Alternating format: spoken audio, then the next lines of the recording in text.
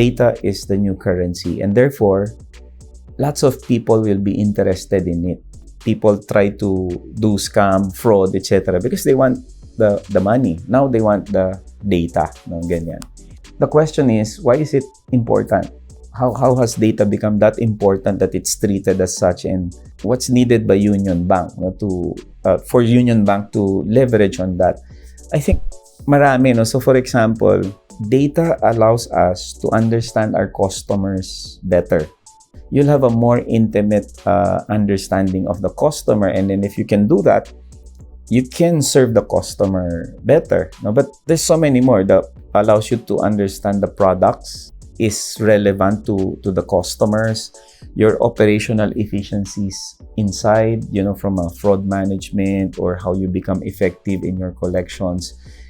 It should all be data-driven. I think there's no debate about it. If people will not be data-driven or will not embrace a data-driven culture, they will be left behind.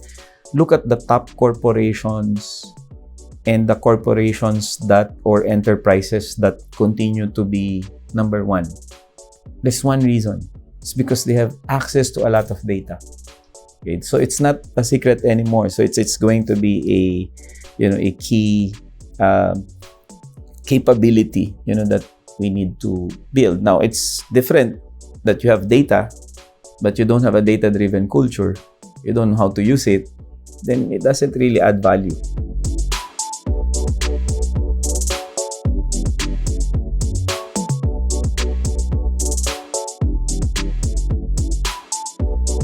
Yes, I think we progressed a lot. I'll show some examples of what I think we've done that really made data work for us and take us to where we are today. But I think there's still a long way to go. What I'm saying is, we may have progressed. There might have been better progress in some areas. I think in some areas, we're not there yet. So there's still room to grow. But I would say generally, I'm comparing across the local industries, medyo we have a head start. But it can be easily eroded. So I'll give you some examples. Collections, for example, without being data-driven, if it's due for collection, people will, call them, remind them, etc.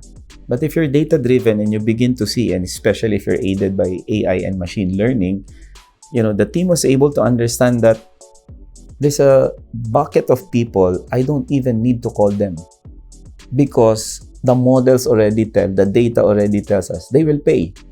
So why should I spend more, people doing it when I know they will pay? So you're able to concentrate and able to grow your collections without necessarily adding more people, just to be able to call all the people you need to remind, And some you can even, for example, you can look at the data and say, this person, the probability that he will pay on time is better if you send a reminder via SMS instead of email, and if you do it on a Friday instead of a Monday, things like this. So it just makes us more efficient. But there's so many. I think one time in our credit cards, so we looked at, we saw in the data that after they go to a hospital, let's say St. Luke's Hospital at BGC, they normally go to the Mercury or the drugstore, right, to buy medicines. We saw this in the data. It's not a speculation.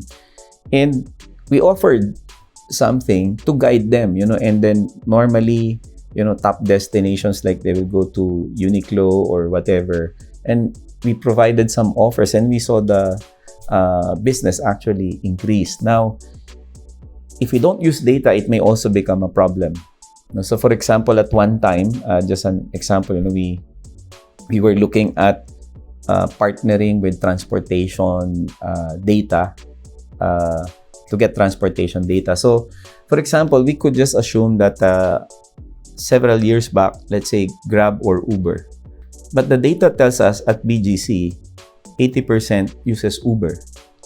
So now you can customize your offer for that particular area, because if you miss it, you're probably spending on something that doesn't make sense. So those are some of the things, but there's so much more.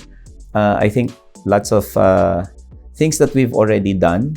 We've seen the increase in our revenues capabilities, but not just on the business side, also on the operational side, even on the customer engagement. We knew that the top drivers were on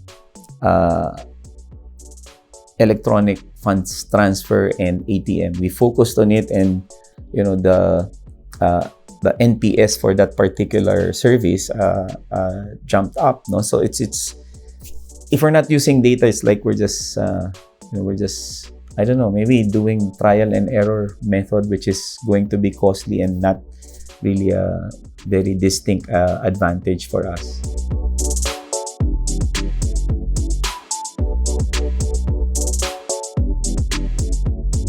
I think at this point, we're still underestimating the impact that AI will do.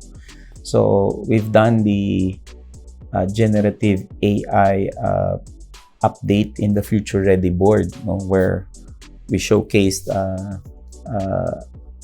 ChatGPT, which is super popular today, even faster at hitting 100 million clients with compared to the likes of TikTok and the rest, right?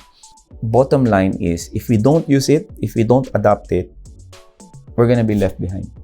We have to be early adopters. So what is my view also? My view is that it is not going to replace people and whatnot. We've seen evolutions where it's about how do you make use of this so that you become better with your core mandates, with your roles. Some roles may be gone, but there will be new roles that will be created, right?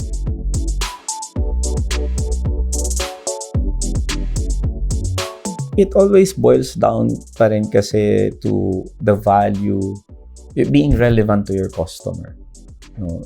And you use this to be able to do that. And I think if you will not be data-driven and you will not make use of the technology, you will not achieve that capability of really being able to understand your customer well and really customize the solution for them. Gone are the days where I have a product, I sell it to, as many people. Now it's I need to understand you. And I think, and this is what I think is really for you. And the offer is customized for you. And that's how it's gonna be. That's how it's evolving. I think we've shown signs of that.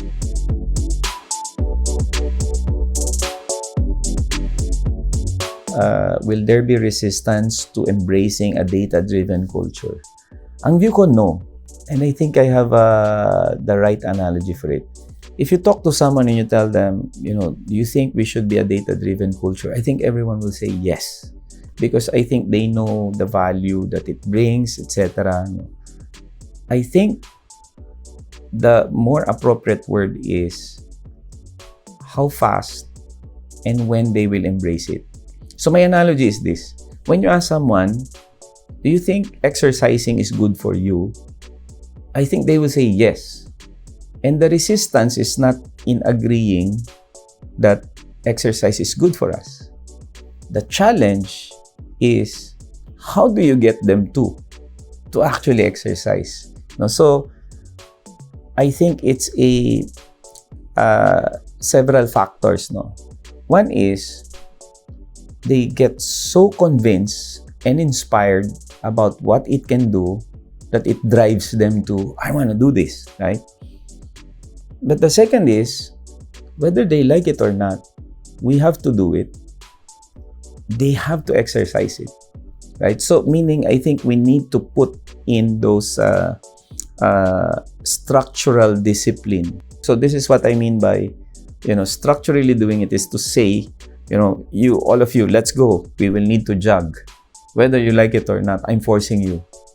Then they begin to realize it, So one is to inspire them, but if you can't inspire them, you just have to push them to do it because there's no other way. It's like when we say data-driven culture, it has to be ingrained. It's like in our DNA. So if I'm deciding on something, it becomes second nature to me. What does the data say, right? And to decide on that. I think those two combinations will have to be there. But I think that the resistance is they already have old habits. How do you form the new habits? And Sometimes I teach people, the purpose, plan, practice, produce. It's doing things repeatedly until it becomes second nature to you.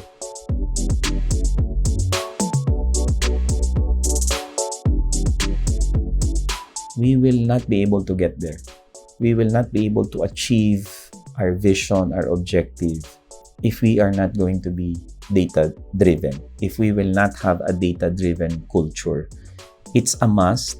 It's a very important aspect. It is what will allow us to be relevant to our customers, to grow as a business, and achieve that greater purpose that we want. There's no other way. If we're not gonna be data driven, we're gonna be left behind. We're gonna be gone. As I've said, look at the top corporations and those that's thriving today. It's data, and I think we have a lot of unique data to us that's not available to others, that allows us to better understand our clientele, corporate or retail, right? And the other thing is, we have a techglomerate within the Aboitiz group, where we have, power, food, property, construction, banking, etc. This is a unique gift, I would say, that we have. We should leverage on that.